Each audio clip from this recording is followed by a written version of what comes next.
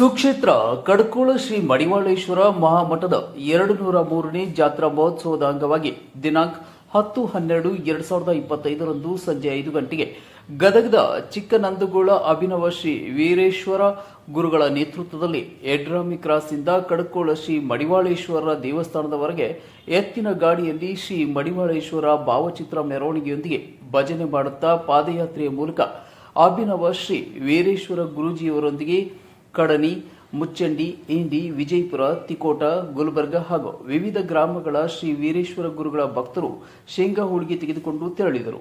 ಶ್ರೀ ಅಭಿನವ ವೀರೇಶ್ವರ ಗುರುಗಳನ್ನ ಕಡ್ಕೋಳ ಮಡಿವಾಳೇಶ್ವರ ಮಠದ ಪೀಠಾಧಿಪತಿಗಳಾದ ಶ್ರೀ ಷಟಸ್ಥಳ ಬ್ರಹ್ಮ ರುದ್ರಮಣಿ ಶಿವಾಚಾರ್ಯರು ಹಾಗೂ ಕಡ್ಕೋಳ ಭಕ್ತ ವೃಂದದೊಂದಿಗೆ ವಾದ್ಯ ವಾಲಗ ಸುಮಂಗಲಿಯರಿಂದ ಕುಂಭ ಕಳಸದೊಂದಿಗೆ ಸ್ವಾಗತಿಸಿದರು.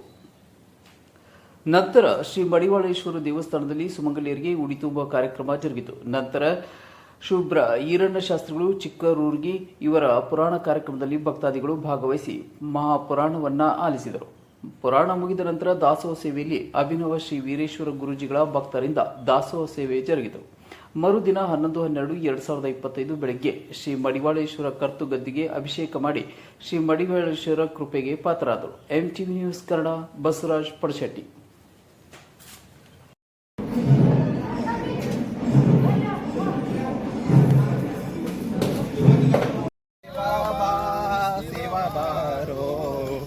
ಭಕ್ತಿ ಬಲಿ